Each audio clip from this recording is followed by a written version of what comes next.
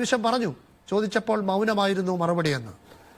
പക്ഷെ 16-ാം തീയതി തന്നെ ഇതൊക്കെ തയ്യാറാക്കി വെച്ചിരുന്നു. പലപ്പോഴും നാം കണ്ടിട്ടുള്ളതുപോലെ CPI ഇപ്പോൾ പറയുന്ന കാര്യങ്ങൾക്കപ്പുറത്തേക്ക്, ഇപ്പോഴത്തെ ഗീർവാണങ്ങൾക്കപ്പുറത്തേക്ക് എന്തെങ്കിലും സംഭവിക്കും. പക്ഷേ CP ജോൺ UDFന്റെ രാഷ്ട്രീയമാണ് പറഞ്ഞത്, അവർക്കിനി അവിടെ നിലനിൽപ്പില്ലെന്ന്.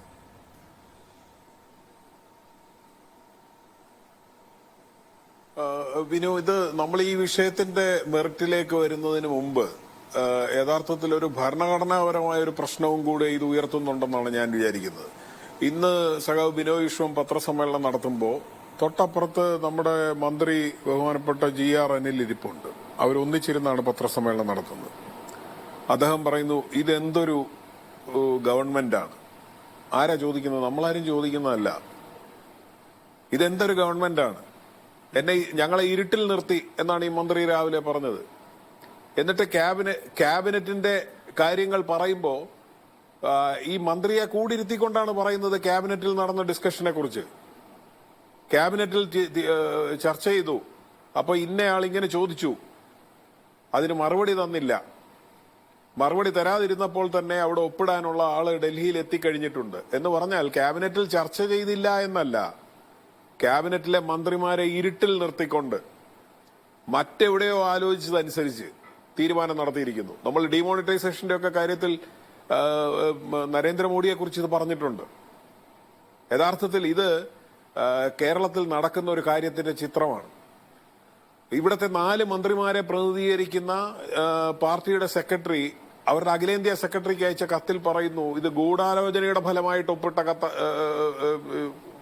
MOU ആണെന്ന് പറയുന്നു. എവിടെയാണ് ഗൂഢാലോചന നടന്നത്? അതുകൊണ്ട് ഗൂഢാലോചന സിദ്ധാന്തം CP ജോൺ ഉന്നയിക്കേണ്ട കാര്യമില്ല.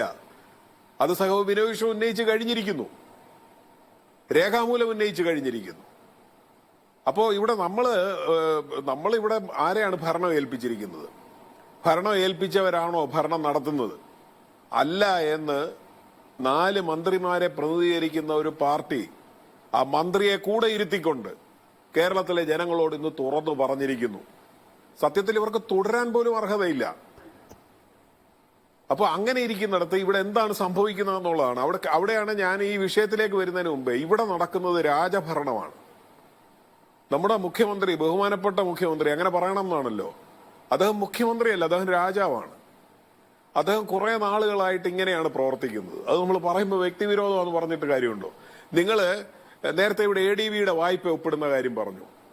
VS അച്യുതാനന്ദൻ സർക്കാരിന്റെ കാലത്താണെന്നും അഡ്വക്കേറ്റ് ജയശങ്കർ പറഞ്ഞു. പക്ഷെ നമ്മൾ ഓർമ്മിക്കേണ്ട കാര്യം, മുഖ്യമന്ത്രി അറിഞ്ഞില്ല. മുഖ്യമന്ത്രി അറിയാതെ അന്ന് അദ്ദേഹത്തിന്റെ തദ്ദേശ ഭരണ വകുപ്പ് മന്ത്രിയായിരുന്ന പാലോളി മുഹമ്മദ് കുട്ടിയുടെ വകുപ്പിൽ നിന്ന് സെക്രട്ടറി ഡൽഹിയിൽ പോയി ADV കരാർ ഒപ്പുവെച്ചു.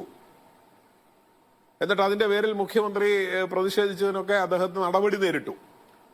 രണ്ടാമത്, സോളാർ സമരകാലത്ത് സോളാർ സമരം പിൻവലിച്ചത് എങ്ങനെയാ? പാർട്ടിയുടെ ജനറൽ സെക്രട്ടറിമാര് ഇവിടെ വന്ന് പ്രസംഗിച്ചിട്ട് ഇത് ഈ സർക്കാർ ഉമ്മൻചാണ്ടി സർക്കാർ രാജിവെക്കാതെ ഈ സമരത്തിൽ നിന്ന് പിന്നോട്ട് പോകില്ല എന്ന് പറഞ്ഞിട്ട് അവര് ഡൽഹിയിൽ എത്തുന്നതിന് മുമ്പ് ഈ സമരം പിൻവലിച്ചു. അന്ന് സെക്രട്ടേറിയറ്റ് മെമ്പറായിരുന്ന ശ്രീ തോമസ് ഐസക് അന്ന് പറഞ്ഞത് നമുക്കറിയാം. സമരം പിൻവലിച്ചു കഴിഞ്ഞ് അദ്ദേഹം പത്രക്കാരിൽ നിന്ന് അറിയുമ്പോൾ അദ്ദേഹം പറയാണ്, പള്ളി ചെന്ന് പറഞ്ഞാൽ മതിയെന്ന്. അതായത് പാർട്ടി അറിയുന്നില്ല, പാർട്ടിയുടെ സെക്രട്ടേറിയറ്റ് അംഗങ്ങൾ അറിയുന്നില്ല, മുഖ്യമന്ത്രി അറിയുന്നില്ല. ഇവിടെ സംസ്ഥാനത്തെ ബാധിക്കുന്ന കാര്യങ്ങൾ തീരുമാനമെടുക്കുകയാണ്.